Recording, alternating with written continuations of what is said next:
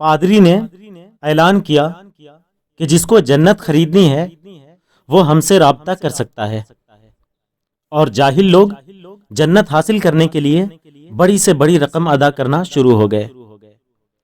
ایسے میں ایک عقل مند شخص نے جہالت کا شکار ان لوگوں کو اس احمقانہ کام سے روکنے کے لیے ہر ممکن کوشش کی، لیکن سب بے سود۔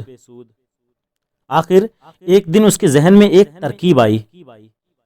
وہ گرجا گھر گیا اور جنت بیچنے کے انچارج پادری سے کہا، مجھے جہنم خریدنی ہے، کیا قیمت ہے؟ پادری حیران ہوا اور کہنے لگا، جہنم؟ اس شخص نے کہا، ہاں ہاں جہنم۔ پادری خوش ہوا کہ اب تو جہنم بیچ کر بھی کمائی کر سکوں گا، لہذا سوچے بغیر بولا، 3 سکے، 3 سکے دے دو اور جہنم تمہارے نام۔ اس آدمی نے جلدی جلدی رقم ادا کی اور کہا، جہنم کی دستاویز دے دو۔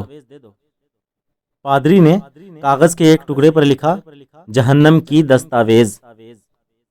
وہ شخص خوشی خوشی دستاویز اٹھا کر چرچ سے نکل آیا اور شہر کے مرکزی چوک پر کھڑا ہوا اور چلانے لگا، لوگو، میں نے جہنم خرید لی ہے، یہ اس کی دستاویز ہیں، اور میں کسی کو بھی اس میں داخل نہیں ہونے دوں گا، لہذا تمہیں اب جنت خریدنے کی ضرورت نہیں، کیونکہ میں کسی کو جہنم میں رہنے ہی نہیں دوں گا، جانے ہی نہیں دوں گا، تو تم کہاں جاؤ گے؟